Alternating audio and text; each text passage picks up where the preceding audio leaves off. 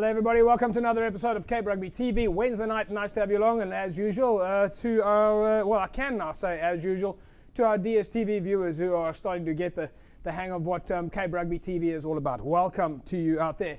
And of course, how can we forget our Cape Town fans who have been supporting us for the last 3 years since we've been on, now into our third season, and now episode 41 already in our third year. We've got a nice panel with us this evening, slightly different. We're moving away from all the logs, the leagues, the results, the fixtures and that, closer to casual rugby, find out what's happening at the clubs, what's happening in the world of sevens rugby. That's of course very important now that the league's finished. So let me introduce you to my guests this evening. We'll start on my right hand side, the head coach of Western Province Rugby Sevens, Ricky Peterson. Hello Ricky. James, good to be here. Thanks for having me here. You've been threatening to come on the show for a long time, eh? Yeah, I did, and I know the last time we spoke to one another, I think I was busy. Can you believe it? Yes, I can actually, because you're busy all the time. Yeah. Exactly. Yeah. On your right-hand side, Riaaz Khan. He only likes to refer to himself as the PRO of violence. Riaaz, welcome. Hi there, thanks JP. Thanks for having me again. Yeah. Well, we've had you here before, so. Yeah. You know, of course, tonight we're going to talk to you a little bit more about violence and administration, but we're also going to talk to you about what's happening at Western Province Rugby in terms of this new tournament. Last week we introduced the tournament structure to everybody, and tonight we'll try and find just a little bit more about the thinking around that. And of course, my other partner in crime, Morgan Newman. Hello, Morgs. How's it, Japes? How's it going? Into our 41st episode for the season, so yeah, time's flying, eh? Listen, I got to ask you, what is this little messy, dirty? I was waiting for you to hop onto that thing. Now I'm just supporting Movember, so I don't have much facial hair, but the little bit I do have, I'll see how long I can let it grow for, I think. Yeah, I've been wondering, you know, like why does it grow faster every year than it does at the top? Yeah, no, there's something wrong there, so I think I'm going to save this, cut it off, and put it on top when the time comes at the end of November. Yeah, it can only be an improvement, yeah.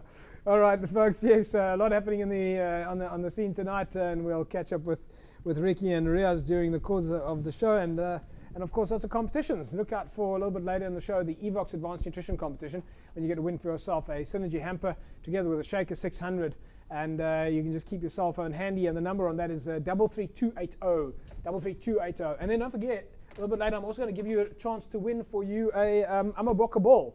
All right, you've seen these balls being played with. This is the Amaboka ball, and we'll give you the number to SMS 33280. The key word for that is rugby.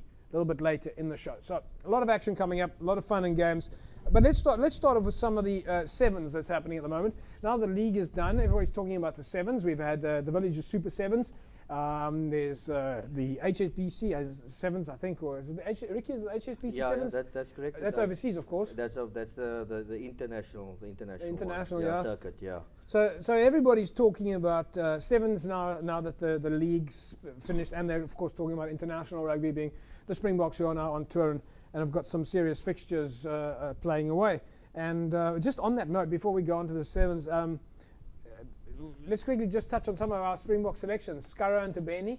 Riaaz, I mean, there's a nice call, and it's great for Skara. Yeah, well deserved. He's had a brilliant season. Obviously, take the final out of it, completely out of it. He's had a very good season. Yeah, he stepped up when he needed to step up, and he's actually deserved his place in the team and the call up. Yeah. I mean, and Western Province, I mean, we've got quite a lot of players there. Dwayne Vermeulen, Siya Kolisi, Ibn Etzebet, Scholar isn't there, Jean de Villiers, but Western Province really is flying the flag for Springbok Rugby. Yes, and the camaraderie amongst them is brilliant to see. Yeah. When Siya Kolisi came up in the game against the All Blacks in the second half, they all greeted one another. Dwayne Vermeulen came up to him, took his hand, they hugged, you know. So the camaraderie is there amongst the Province boys, and they're doing us proud, eh? They're really doing us proud. They are. It's actually, in actual fact, it gets quite romantic at some stage. Yeah, yeah, but Morgs, what do you make of, I mean, we spoke about Siya, we spoke about Skara, and we've had him on the show, and we said that if there was someone who was going to lead a South African haka, it was going to be Skara. He's going to bring a whole new vibe to the Springbok side. Yeah, no, look, I mean, obviously, you know, Riaaz said it. He definitely deserves his place in this what I think 32-man squad that Heineken has chosen. So yeah, I mean, look, it'll be nice to see him get a run. I do think that I think it's going to be tough to make a match 22, and considering you got the likes of Bismarck, Du Plessis, and Adrian Strauss both ahead of him. But I think it's invaluable experience he'll gain now. You know, being on tour with the Springboks, and the fact that Heineken got an eye on him, you know, bodes well for the future. You know, it just shows me that, you know, when a team's performing well, like Western Province did this whole season, then all of a sudden 1 or 2 names pop into the hat when it comes to Springbok selection. So even the likes of Louis Schroeder, who I think for most was a big surprise. But when the team's playing well and you've got a pack that is going forward, then sometimes the scrum halves get recognition. So it's nice to see, and hopefully, we can see a match 22 with 7 Province boys in it come the weekend. Yeah, no, it's good for Province. We'll catch up with some of the fixtures, the international fixtures in a minute or so. Let's turn our attention now to Western Province Rugby Sevens, and we'll check some of the results there. Western Province, of course, took on Lowveld, beating Lowveld 26-21 in the group clash. At the IPT, and then after that beating Free State 33 points to 7, and then after that losing to the Leopards 26-14. Into the quarterfinals they went, beating the Lions 19-12, and then in the semi-finals going down to the Pumas 28 points to 7. Didn't quite work out there. But now let's talk to the coach of the Western Province Sevens, Ricky Peterson. Ricky, you've got a brand new set of guys here. We saw you at the Villages Super Sevens. I'm sure that this is you would probably have looked for a better result than this, but it's your first season. Definitely, definitely, JP. I mean, we had about 3 tours or 3 tournaments. Started off with London with the World Cup Sevens, and I had to get a team together as quick as possible. And then, as a Sevens coach, you hope for consistency and continuity. That is what Sevens is all about. You can have the best team on paper. That doesn't win tournaments for you as a coach. And from there's always niggles or injuries, or players need to be there, or players writing exams, or can't come to training, whatever. And then going to Kenya from there, from the London, ending at about at the bottom, not totally at the bottom, but same table at London. From there, you want to improve. Let me stop you there. How did it all begin? If we go back to, I mean, you've only had three matches now, really. You've had 3 tournaments. You've had, the UK. It was a bunch of guys that you put together very quickly. Then you have Kenya, of course. But let's just go back a step. Where did the guys come from? How did you put the team together before you went to London? And how much did you? You obviously didn't have much time to work with the guys. That is where Peter User came in. He's actually appointed as my campaign Sevens manager, and because of such short notice, you can't have tons of trials, and I mean, we have tons of talent and a lot of clubs in the Western Province. So what we did is we tried to get a group of players that's been playing, that say played a bit of varsity sevens, or that we knew that played recently sevens, for whether it was for the clubs or in the union. And then we just got them together, and we had a couple of trials. We had invited a group of players, say about 30, and then we selected 12 guys out of that. I see you've stolen one of my players from the Cape Rugby TV team, Vivian Fredericks. Yes. I think Vivian. Morgs, he's one of your guys. Yeah. One of my recruits that Ricky's now taking. I actually want to thank you guys for that. For getting me match fit for the IPT tournament. Actually, I mean, not only did you manage to pull Vivian from the Hands and Hearts, but you also spotted Tony Adams. Tony Taylor, Anthony Taylor, actually. Anthony had a great circuit, Club 7 circuit. And but the likes of him, he actually, a couple of years back, he actually was invited to the Springbok 7 squad with the emerging box. Yes. And he did okay. And from out of a Western Province team, you get invited to a box squad, it's good. You just gain more and more experience. And then his rugby went a bit dead, and now with the Club 7, I think he lives for Sevens, Anthony. That is his game. Big boy. Yeah, definitely. And he earned the man of the tournament, or player of the tournament, and that actually got him a place in the squad. So I mean, the Western Province Sevens, those 3 Friday nights that the guys had, and then there was the Villages Sevens, in the last one, basically on the next day. Did you go to some of those matches and try and see if there any? Did you use that as a bit of a scouting opportunity? Definitely, JP. Actually, I was at all of those matches. There was 4 Friday nights actually, and there was times at City Park. The one circuit was held at City Park, and the other one was held at Bellville. And I drove up and down. I drove from Bellville to City Park, back to Bellville again, just to watch certain games and certain players. But I take it. I mean, if you wanna get somewhere, that's called sacrifice, and that's exactly what I did. And. Did the players the coaches here, the province coaches here? Yes, definitely. And I think that gave them a little bit of extra boost, to do well. knowing that they have an opportunity to make the Western Province IPT squad. Yeah. So from England, it was Kenya, and It's after Kenya, yeah, from England, Kenya, and then from Kenya, obviously to the IPT. And if I can just take you back to that, Kenya, IPT is of course the the interprovincial. interprovincial tournament. Yes, that's which correct. is Yes. which is the results we just looked at now, Yes. which we saw on the screen. Yeah, Of course, against the Lions and the Free State, the Lowveld. that's correct. Don't know You who know, that is. Who's yeah, that? we Guys, Lowveld, Lowveld. new province. Yeah, you know, we would think about Lowveld. Who the hell is Lowveld? I mean, let me tell you, in this game, the teams get better every year when they play. Because what happens is they sort of start to play tournaments in their own province, and then to sharpen up their skills and like that. And then every year, that's what I said when I spoke about continuity and consistency. When they get to the IPT, you gave them a 50 last year. This year you win by 2 points. You know? Why? Because it's about keep on playing this game. You gotta keep on playing it So consistently. I've got to ask you, the other clubs in the country, the other provinces, they don't have, their season isn't as long as us, as Western Province. Well, we've got a 6-month season. Yeah, So exactly, they yeah. basically finish their season within the first 3 months, and then they probably start playing sevens and practice for 3 months before they get.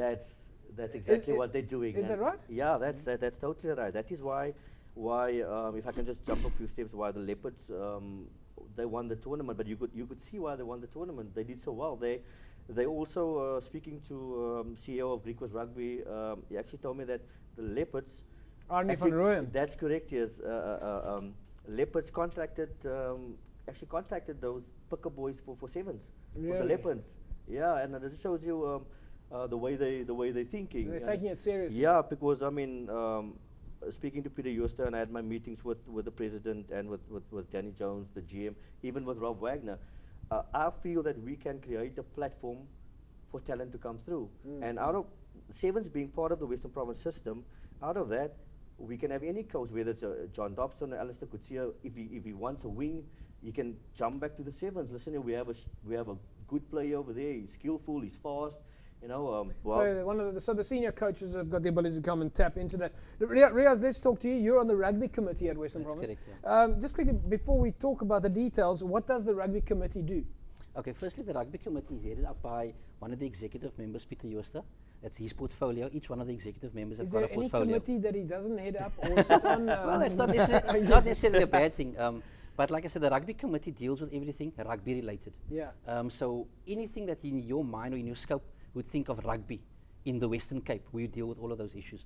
For example, clubs that are struggling, trying to get their rugby teams filled, different type of things. The new competition format, that is something that came out of the rugby committee as well, brainchild from the rugby committee. All of these things that has to do with the rugby in the Western Province club rugby setup. Yeah. So we deal with all of those things. So your opinion then on what Ricky was just saying in terms of sevens? Oh. There's room for more sevens. There's room for more.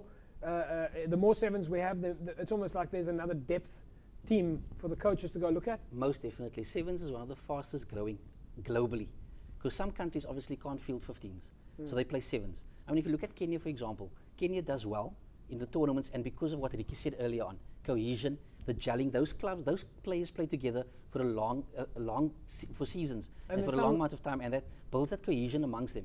And it's they, of course, important. a lot of those players get to move onto higher ranks in the 15 rugby. Definitely. Morgs, on that level, do you feel like you should have played more sevens? Yeah, look, I mean, the skills that you gain, the skills that you gain at sevens is invaluable for your 15-man game. I mean, like we were talking about a few weeks back when we had Paulie on the show, was, individual skills at sevens is paramount when it comes to 15-man game. So if you defensively can get your game right on sevens, and the same with, just your general passing, defense, all these small elements of your game. If you get that right playing sevens, there's no reason why, Alistair can't go, like Ricky said, to go and tap into those guys and find a winger, maybe, that he needs that's a big ball carrying winger with lots of skills. And Riaaz, I mean, it's an easy format. It's 7 minutes a side. Kids can play it, and it doesn't take a lot of resources. And it's fun to watch. You can take a rugby field and you can split it in half if you needed to for kids. Play a sevens. Definitely. Like I said, it's the fastest growing at the moment as well. And kids really like playing sevens. It's fun. I mean, I went to the Friday evening tournaments, and it was brilliant watching those clubs play. I mean, we didn't want to leave. We wanted more and more and more of that sevens. And every year it grows as well. The amount of clubs that entered last year in the province tournament, There's a couple of extra clubs that enter this year, Yeah. and each year it's going to grow, and each year the clubs are going to get better and better and better. And Ricky, just come back. Let me just quickly ask you, the referees, we also seem to be finding now that there are referees that specialize in refereeing sevens tournaments. Oh, definitely. I mean, I spoke to some of them, especially at I think it's the Villages Super Sevens, and they're excited. And speaking to also Rasta Shavanga over the weekend. I mean, he's one of the icons when it comes to sevens, and it's about unions inviting top referees like that to have sort of workshops with the referees sevens related, you know, because it's difficult for a referee to come from 15s and slot into a sevens tournament and then know all the rules and there's a whole lot of rules. I mean, I've seen it. Rasta he did the final at the IPT, and you could have seen the step up from some of the referees handling the pool games and Rasta doing the final. It's immense difference, and you can learn a lot. So I give us an example for the folks that are out there. I mean, it's easy for us to say, well, you know, it's different. But give us one or two examples of what would be different for a referee in a 15s versus 7s. You know what? Because the game is so fast, and then guys play the ball. If the ball gets played and there's a tackle situation, it happens so fast. The referee needs to look and use his discretion and think of himself: was that actually a ruck? And was that guy on the defensive side? Was he offside? Because he's totally on the other side of the opponent's team, waiting for the ball. Those are the type of calls. And if there was no ruck, there's no offside lines, you know, and it happens so fast. So so it is a lot faster. But what about the rules? Are there any rules that are different? I mean, we know that the scrum is only 3 people versus 8. I don't think the rules is much different. I just think it's much faster. It's just a lot faster. That's much faster. Morgan was saying that there are, though, or at least Paul, I think, or Paul or Morgan, Paul Delport now, when I talk about, we both talk about it so casually as Paulie, which is, of course, Paul Delport, who's part of our sevens coach for the Cape Rugby TV sevens coach. You know, the team that you took some players from. I'm proud of. Yeah. Well, look, at least you know you're getting quality players. That's for sure. That's a yeah.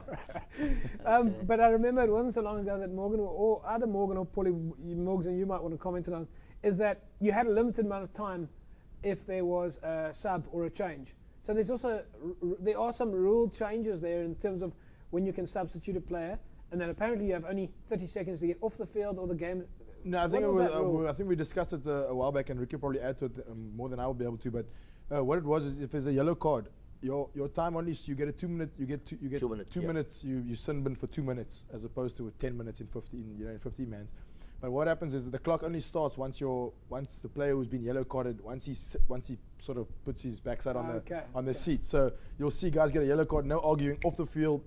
Get down there, you know, so that the clock can start, so that by 2 minutes they can head back on. And obviously, I mean, in sevens, it's playing against 6 guys as opposed to 7 is a massive difference, you know. So the quicker you can get your 2 minutes out the way, the better off you are. Because I mean, sometimes a lot of teams get hurt playing, you know, or defending against 7 guys. It's fascinating, you know. It does bring in a very call it entertaining dynamic. There's no time for wasting, and that I think the TV broadcasters love that. Very entertaining. Yeah. Time for blah blah blah. Get off and sit. You know, start lecturing the referee. No reset scrums. There's 6 reset scrums in the round. It's just. It just wraps. That's absolutely fantastic. Okay, folks, we're going to take an ad break, and when we're going to come back, we'll take a look at some of the events coming up around rugby. But of course, we'll continue our conversations with Ricky Peterson, the coach of the Western Province Rugby Sevens, and Riaaz Khan, the PR for Violets, and of course a member of the Rugby Committee at Western Province Rugby. And if we have to, we'll say a few words to Morgan Newman, former Western Province Stormers and Springbok player. We'll be back with you in a sec. Welcome back to Cape Rugby TV, everybody. Nice to have you back. Yes, and of course, it is Wednesday night, 9 o'clock. And a very esteemed panel with me this evening, Morgan Newman, former Western Province Rugby Stormers and Springbok player, Riaaz Khan, the PRO for Violets, which has been a very successful club this year. And of course, Ricky Peterson, the coach of Helderberg, as well as Western Province. Yeah. Ricky, we've got to talk to you a little bit about Helderberg. How did it go for you guys this year? Not a good year, not a good season. We actually ended last, JP. I mean, we had a very, very limited amount of players. If I say players, I mean at total players at the club. You know, I mean, I'm not shy to say that if things go wrong at the club, whether it's financially or whatever the case may be, you intend to lose players. You know. Well, you don't intend, but you don't want to lose. You don't players. want to lose players, Yeah. but it happens. It happens, yeah. And then I had a limited amount of players to work with, and actually more young players than experienced players. Because when we talk about the Super League A, we're talking about experienced players. Just from a time point of view, you've got Helderberg during the pre-season. You're going to coach Helderberg again next year? Next year, actually, I've got a new job at Helderberg. I will be doing the development. Development? Yeah.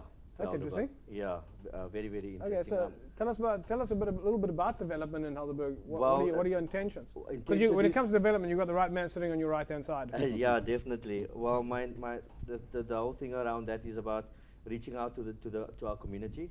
I mean, we want Helderberg to be. Helderberg is a community club, but we want to reach out much more, much further. We want to get players not to travel to other clubs, come play for Helderberg. And I have to work ways and strategies out to get players to the club, especially the young players. Yeah. Okay. So for that to happen, you have to have a strong committee behind you. And right now, we've made a couple of changes for the good of Helderberg and to support me to get that thing in order. So you've had an AGM at Helderberg. Yeah. Okay, so politics are out the way. You can now carry on with business. Exactly. Politics can become a problem, Riaaz. Yeah, definitely. I'm a strong advocate of what Ricky just mentioned now. Get the players from your own community. Grow your club. And when I say grow your club, it doesn't. Winning and losing is not the end all and be all in the Western Cape Rugby. It's about bringing your own kids in your own community up through the ranks. Yeah. You know, there's always been a problem, or not a problem, but there's always been a conception in our communities to say that the conditioning amongst players coming from coloured clubs aren't always as good as the boys coming through, for example, your Bishops, your Sacks, coming through that system. Okay, the conditioning. And clubs over the years don't necessarily use their funds to get somebody to do conditioning at their club. You know what I'm saying? And these are things that help your club with the development of younger players that come through your ranks. And they want to stay at your club because you're actually doing something that's going to help your club in years to come. You know what I'm saying? Yeah. Rather invest in those avenues. And what Ricky's doing now is brilliant. Even if it takes Helderberg an extra year or two to reach the heights they want to reach, at least they'll be doing it with players out of their own community. And players will stay. It's not far At for their them club. to walk, Exactly. get on a bicycle. Yeah. It's not easy. It's also not hard for their fans or moms or dads to come and watch them play rugby. I always harp on this fact as well. Back in the day, rugby was community-based. You used to come from a certain area, you used to play for a club affiliated to that specific area, and that's how the club grew. And you could always get those resources from that specific community. Things have changed over the years, obviously with more professionalism coming into the game. But that doesn't mean that you can't still tap from your own community. But you need to make the effort to go into the community. But that's where the problem lies. The problem lies with lazy coaches and lazy administrators who it seems to me like quite often they're only looking for enough players to have 3 teams, as opposed to you should have enough players to have 6 teams. Correct. And then you're 3. Am I right, Ricky? That's correct. Yes. Okay, so we all agree on the fact that you want as many players as possible. So first of all, players, members of the public out there who, whether they want to play rugby for fitness or for seriousness or for the love of the game or just for social rugby, first of all, they must know where to go. Because, if you want to join a gym, there's a sign and you walk in with a membership form. Now you want to join a rugby club, where do you go? How do you know where the club is? Where do you sign up? So I think that's one problem. But then the other problem is the coaches and the administrators. They don't go door knocking. They don't go to the schools, the local schools, and say, listen, you've got kids here. Come for an open day, or come and meet our players. Club rugby also is a great opportunity to give away a few complimentaries to the club game. We think that all complimentary tickets must be to Newlands. Yeah. But I would happily give a few kids in the area tickets to come and watch Helderberg play against SK Warmers or Violets against Amadeus. And I mean, you guys would get cozy corner there for those kids. Yeah, obviously the sponsors would be happy to get on board. I mean, for women and children now, sponsors are that's a big payoff for them. But if I can just allude to something else quickly, Western Province has got so many different initiatives going at the moment now. Firstly, it's your IRB level coaching. It's your 7s coaching course they're giving you now. It's the referees courses as well for 7s and for normal 15-man rugby. Then Western Province for years has had a development officer. The development officer is based at Newlands for your club to approach and ask their assistants to go to schools in your community. This is Sammy Malatsi. That's correct. Sammy Malatsi, yeah, we had Sammy, in fact, we had Sammy on the show not so long ago when they had the women's rugby at Yeah. Langa. Yeah, and that is what they're there for. And Western Province has brought this in over the past couple of years now to help the clubs grow. Now, if clubs, that's the one facet, okay, to grow your club as far as the skills are concerned, on the field, the coaching, the refereeing, all of that. But the other part of it is what you've been doing. Because social media is free. You can put your ad on Facebook. You will reach more people than what, for example, 1,000 flyers in your area might reach. And these forums are free as well to use. But it's also about putting in the effort on both sides. Putting in the effort with Western Province, they're giving you the course, send people to join the course and actually do it over a weekend, and also go and join JP with his seminars and learn what to do on Facebook to help your club grow. But do the clubs know? I mean, one of the things, for example, I was Master of Ceremonies on Friday at the Western Province Rugby Referees Society. And there's now been a commitment from the Referee Society to, in 2014, engage with our show, with the Cape Rugby TV show, more referees information, which I'm sure everybody wants. Yeah. Everybody wants more publicity. But the fact is, do the clubs know about all these things? You talk about Sammy Malatsi, who's a development officer. You're talking about the fact that you're doing IRB courses, referees courses, there's box smart courses. There's many referees courses, and we want to recruit junior referees and have more referees. Do the clubs know about it though?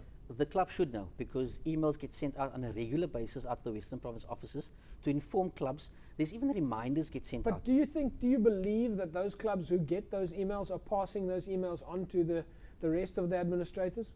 I can't speak for individual clubs, but that's where it comes, as far as the union is concerned, they are there, the rugby committee that we sit on.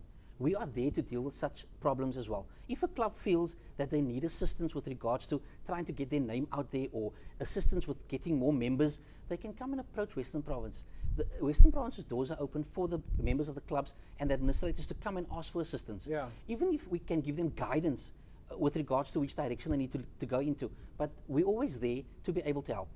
Well, one of the things that we will be doing next year is we will be on the show here, folks, we will be notifying you of all of the courses, the IRB level 1, 2, 3, when the courses come up, and that whether or not you can go and sign up for that. We will notify you when the box smart courses are and when you can sign up. So if you didn't get the email, or the delegate or administrator at your club didn't inform you, at least we've passed on the information to you, the member of public, that you can spread it amongst your club. Also, we'll let you know about the first aid courses, we'll let you know about the junior referee courses, and of course so much of the development and transformation courses that has to take place, because this is one of the things that's going to be quite strongly applied in South Africa in the near future, is the fact that you will be required to have a transformation model at your venue. There are a couple of new things as well now.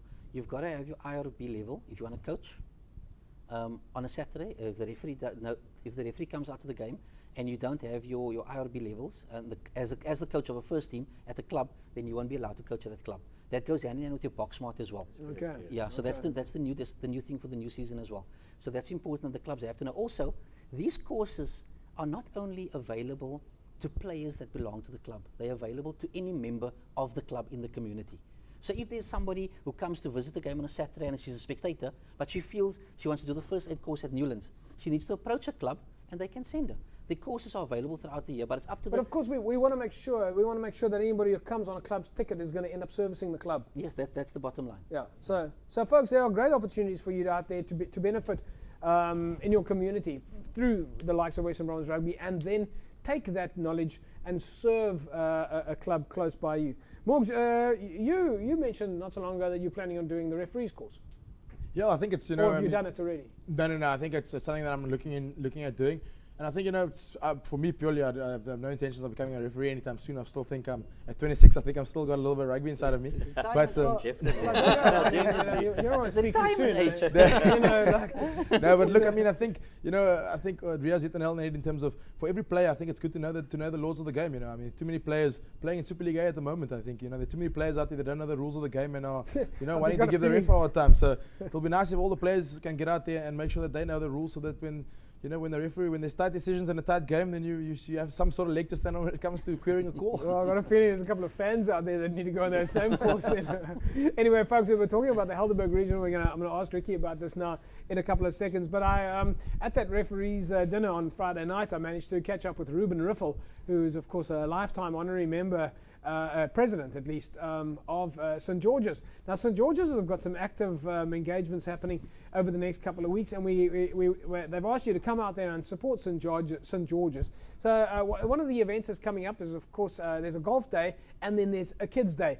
Now, the Swing for Charity Day is coming up soon. This is on the 17th of November at Somerset Golf Course. The cost there is 250 Rand per entry, and that's going to include a light lunch. You can RSVP there to Sebastian on 082 510 2268. I'm going to give you that number again, 082 510 2268, or alternatively to Janine on 082 555 6437. And all the proceeds will go to the Children's Christmas Day. So that's excellent funds being raised there from St. George's for the kids in the Gastro area, and of course all those proceeds then going to the children on Christmas Day. So an excellent initiative driven by one of the clubs, St. George's out in Gastro, who we know Mr. H's grandfather started, and that's of course on the 17th of November. So in fact, when is the 7th? What day is that? What's the 17th of November?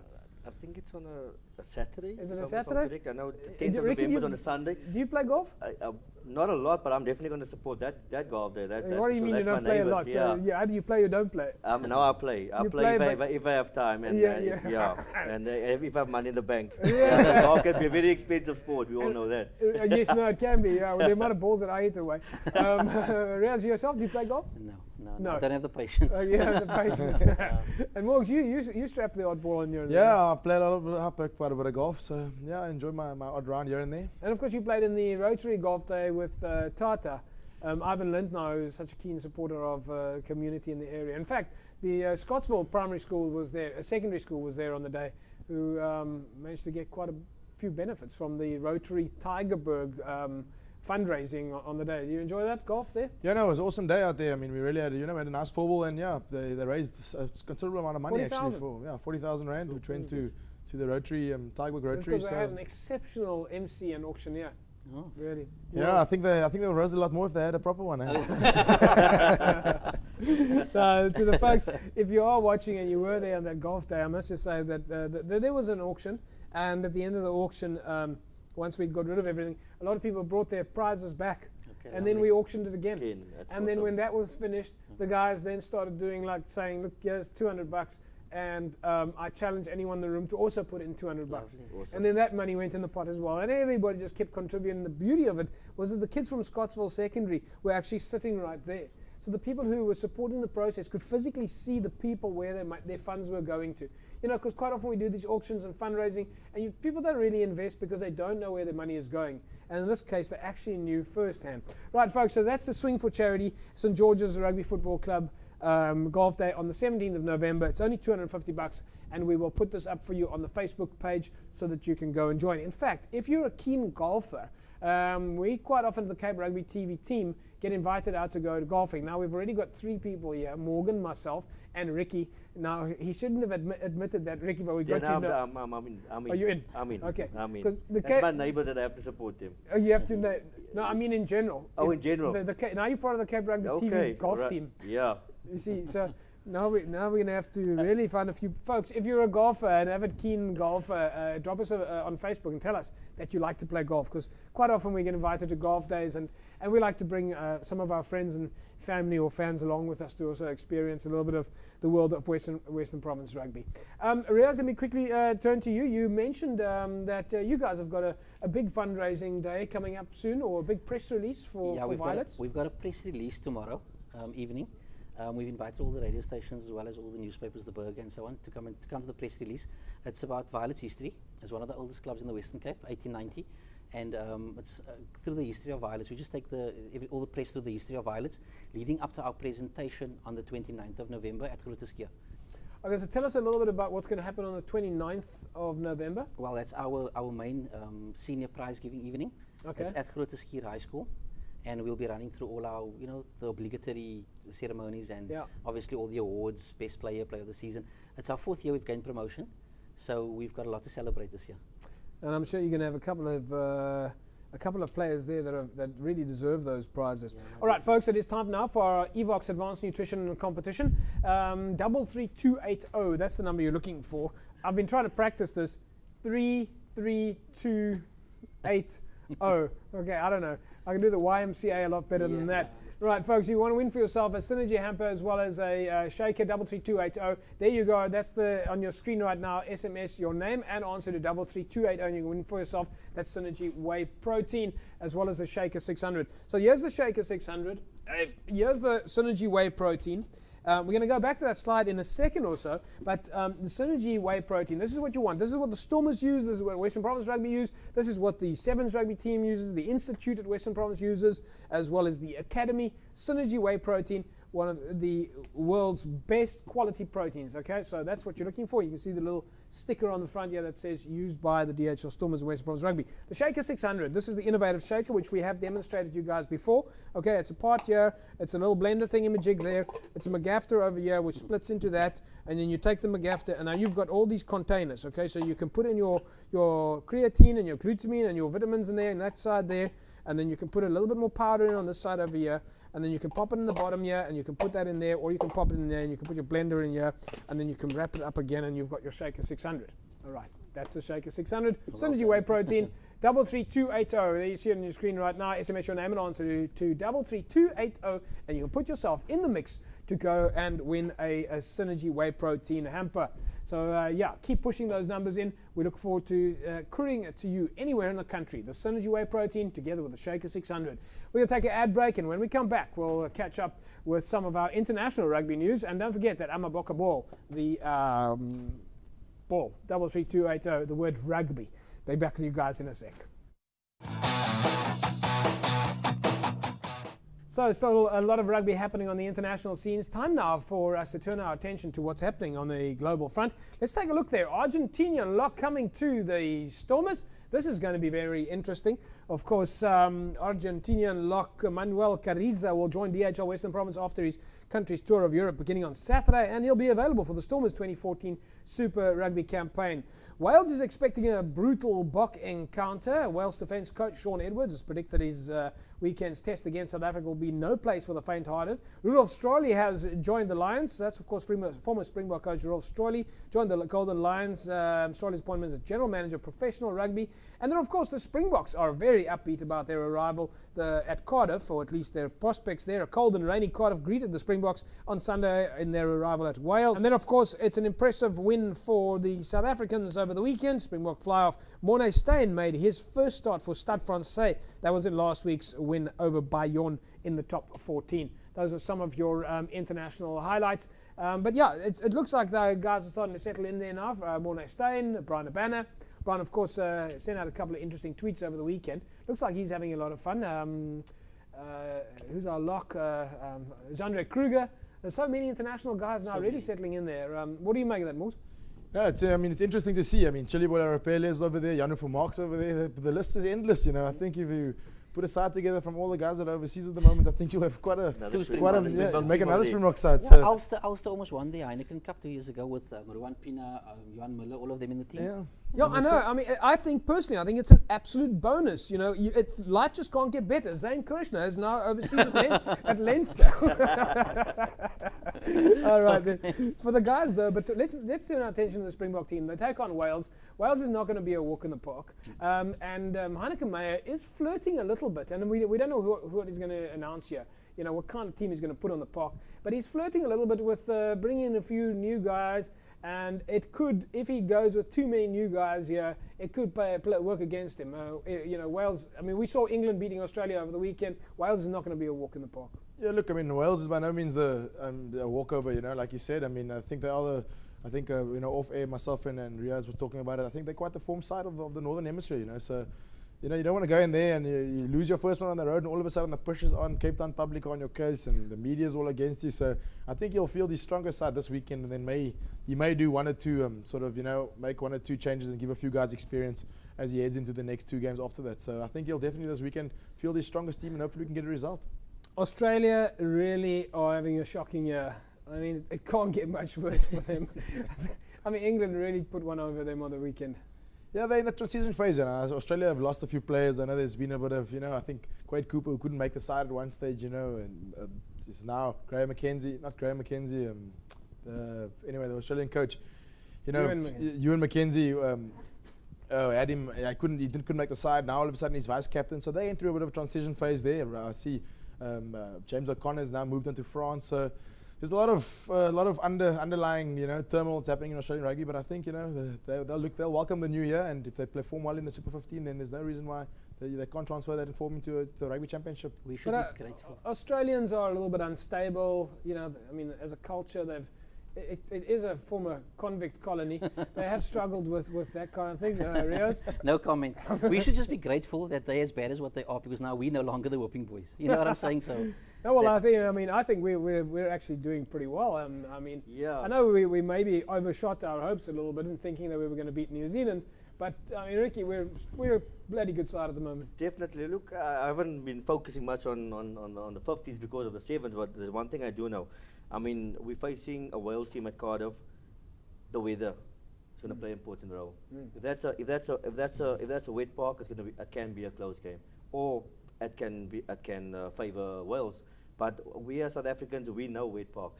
Well, I was going to say, this is going to play perfectly, and maybe this is one of the reasons why Heineken has brought so many Western Province players. Exactly, and I call that using the element of surprise. Use the right player for the right game. That's the element of surprise. Where you expect slightly slower game, you bring the element of surprise. I mean, well, that's what I as a coach I would do that. Yeah. It's interesting that you mentioned that, because a lot of the Springbok teams are currently playing in that neck of the woods. Francois Lowe is playing in that area. There's a lot of the guys out of the Bath, Leinster, Ulster, Bakkies Botha. They will be used to the kind of wet, slow conditions that you would be finding in the kind of the Welsh region. And if you take the Western Province guys in and combine that, you guys got, like, if he brings Scurra on, he'll be used to a slightly slower ball. I know Newlands is a fast pitch, but it's been wet here. Eben Etzebeth will suit that sort of play. Siya Kolisi, he'll be used to that, Morse. No, they're tough physical guys, I mean, they always stand up in the wet weather. I mean, the wet weather games are one up front. And then I think that's where Western Province have been successful this year. They've really won it up front. Their forwards have come to the party. The likes of Eben Etzebeth have really stood up. And I see Francois Heber's being spoken about to start at prop in place of Yanni du Plessis, who's injured. So there's guys who. So do you think do you think that there's, considering there's quite a lot of Sharks and Province players in the squad, do you think there's any truth to the rumor that Heineken Meyer organised that last game in Durban to be so wet? Who did he phone? That's a good question. Who did he phone? The weather guard. He must have phoned the weather gods. He's got a direct line in there somewhere. Yeah. Definitely. Well, having players from Western Province and the Sharks in the squad, I mean, I say that those are if you look at it, everybody's expecting a running game. Everybody wants rugby to flow. But when the park is wet, Morgan, you want to win the game. That's what it's about. Yeah, no, look, I mean, it's a valid point, but at the same time, the other thing is that this Cardiff, you mustn't forget, has a dome. So they could easily, very, very easily go and close the dome at Cardiff, and then you all of a sudden, then weather conditions don't play a role at all. So, they close the dome. Heineken won't be happy with that. I think he's going to have to phone the dome controller. At the end of the day, it comes down to the old cliche. You've got to win the ball on the ground. You've got to win the contact. Once you win the contact and you can do your set phases, your lineouts, win those, then you're fine. But you've got to build your momentum off those platforms. And it's important. I mean, the Northern Hemisphere teams thrive on that contact situations. Yeah. That's all they play in. They play that contact situation very well. And we can't go into contact single players without support. You've got to go and you've got to hit those rucks with numbers, and you've got to use the ball out wide. How tired will some of the guys be? They've come out of a Super 15 season, they've come out of a Currie Cup season, they've played a Springbok season, and straight back into the Currie Cup season again. Some of the players are going to be knackered.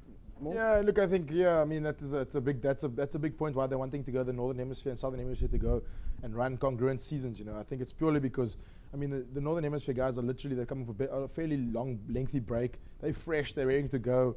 Springbok guys, not that they're ready to go anymore. I mean, like you say, they've played a Super 15, they've played a Currie Cup back into a rugby championship, back into a Currie Cup. So their bodies will be worn out and they'll be pretty naked, you know, especially with the guys like Brian Abana who now went straight from the rugby championship into going to go play for Toulon, you know. So these guys have played a lot of rugby this year and it'll be interesting to see how their bodies hold up for the next 3 weeks. Yeah, also JP, I mean, I think it's a great opportunity for guys like Skara, Tobeni and those guys if they get an opportunity, because tours like this is bringing through new players and giving them an opportunity to play, a chance to play. Understand? So that's what it's about. I think it's going to be fantastic. I mean, I'm going to absolutely love it if Heineke calls some of the guys into the squad. Anyway, folks, 33280. That's the number that you needed to SMS earlier for the Evox competition. Last week's winner for the Evox Advanced Nutrition competition. Congratulations there to Honor Johnson. Congratulations, Honor. You win the Synergy Whey Protein Hamper. 33280, folks. That's the number that you need to SMS. And the keyword Evox. Honor Johnson, there's a Synergy Whey Protein together with a Shaker 600 on its way to you. Right, folks, if you want to win for yourself the Amaboka Boka ball, stay tuned, because when we come back, you're going to get a chance to SMS the word rugby to 33280 and win the Amaboka Boka ball. We'll be back with you guys in a sec. Welcome back, folks. Cape Rugby TV, Wednesday nights, 9 o'clock. Remember, you can find us on Facebook, www.facebook.com/Cape Rugby TV. Please send us all your rugby events. We know that there's lots of awards coming up. You guys, Violets has got their awards on the 29th of November at Grooteskuur. Of course, all the hoo-ha of the rugby world is going to be there. Hamilton's, you guys, Morgs, you guys had your awards not so long ago. It was the Western Province Rugby Awards on Friday. Rickyv, Helderberg had their awards? Yeah, they had their awards already, yes. I think it was just after the season finished, October. Was it just September, end of September, around there? And then they had their awards, yes, yeah. All right, folks, you want to win for yourself an Amaboka Boka ball. Yeah, you see it. This is the Amaboka Boka ball. And you just need to do is SMS the word rugby to 33280. 33280, and you can win for yourself the Amaboka Boka ball. All right, and together with a kicking tee. And when you win the ball, then you can get the kicking tee and you can put the ball on it like that. And you can put the ball on it like that. And you can put the ball on it like that. And then there's a whole wide variety of things that this ball can do. It's just, you know, it's a ball. Let's take a look at how you can enter the competition then. 33280, and remember, you win for yourself a Lexar flash drive together with the Amaboka Boka ball. Just SMS the word rugby to 33280 and throw in your name there. You can win this Cape Rugby TV combo prize, the Lexar flash drive together with the Amaboka Boka ball. It's as easy as that. All right, there you see the Amaboka ball, which is of course the proud supplier to the Cape Rugby TV 7 side, which unfortunately did not manage to thrash the Western Province Rugby 7 side. That was a great day though, Ricky. We had a lot of fun. Oh, lovely. It was. I think it was great rugby, and I must admit, as the tournament went along, I told some of my players that the Cape TV rugby team is going to get better. Yeah, I mean, you had a lot of talent there, a lot of players that played sevens with me in the prior years. So. And that's exactly what it did. Surprise everybody. You played in the final. You were pretty serious on the day. I mean, you had a job to do. You had to rotate your players. You had to get through your moves. You were working on the day as opposed to the social side. But did you feel the gears that we were like that? There was like it was such a joy. Definitely. I mean, just to think about it, we were there from the morning, JP, and now you also felt it up until 9 o'clock the evening. It's been a long day, and sevens is normally played, I think, over 2 days, and we did it in 1 day. But the gears was good. Absolutely. Definitely. The gears for sevens is just a lot of fun. I mean, I know that for you guys, it's a job. It's hard work. But for us, it was just a lot of fun. Morgs, we're going to be doing it again soon. Yeah, no, we'll be doing it again soon. I know there's a sevens in George that we're playing with the idea of putting a team in for that sevens tournament in George, and I know Western Province will be there too. So maybe we get them in the final again. Who knows? Riaaz, you guys play sevens? We do. We want to actually have our own tournament in January. Yeah. So we're also looking at the southern suburbs clubs playing in a tournament as well. That's good. The more tournaments, the better it is. Hang on, folks. Before we go, Ricky, you've got a Helderberg Sevens tournament coming up. Yeah, that's Helderberg is actually as well. We're having their 10th annual sevens tournament. Actually, the oldest running sevens in the Western Province Rugby Union, Helderberg, and I'm proud to say that I started it as a player coach back in the day. You didn't start the tournament? Yeah, the tournament I did for Helderberg. How old is this tournament? I did. It's 10 years old next year. Yeah, so, yeah, and I'm proud to say that. How many teams? How many teams? There will be 16 teams. It will be called the Helderberg Extreme Sevens.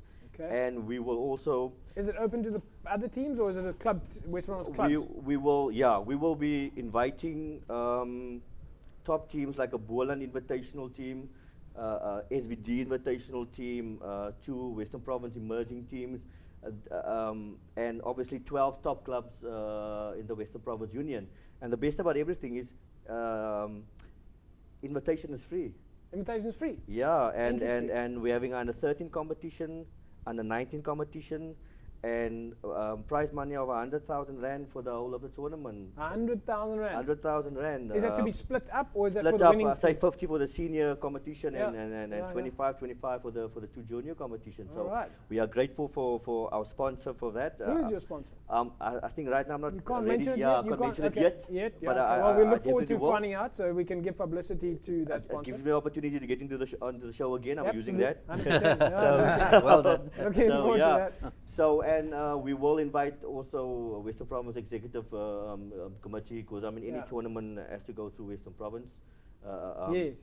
And I'm also using that as an opportunity to look at talent. Yeah, 100%. Definitely, it's about We'll probably bring preparation. the Cape Rugby TV 7 side along with you. Yeah, that sounds interesting. I don't think Yeah. I want to invite us after our performance the last With night. some emerging players. You know, we can play for some prize money. Well, you played in the final, you so maybe you qualify for an invitation. You know, Yeah. because on this show, as you know, in the rugby space, you have Agma for Kopi Sop. Yeah. Now All look right. at All right, folks, that's a wrap of Cape Rugby TV Morgs. Looking forward to having you back next week, and it was an interesting rest over the weekend, should we say? You enjoyed just relaxing and watching rugby? Yeah, look, it's good to be able to put the feet up and have no, no obligations. So we'll see us watch the Springboks on Saturday and see what happens. And Riaaz, best of luck for your awards on the 29th of November. Thank you very much. Hope to see you there. You will definitely be seeing me there. And Ricky, yeah, we'll watch your progress in the sevens keenly. Thank you very Best much. of luck, yeah. And of course to Tony and the boys. And I must enjoy the off week this week, JP. We'll be back on Monday again. Yep, I'm pretty sure you're going to be on their case like white on rice pretty soon. Thank you for having me, JP. Fantastic. There you go, folks. Cape Rugby TV, Wednesdays at 9.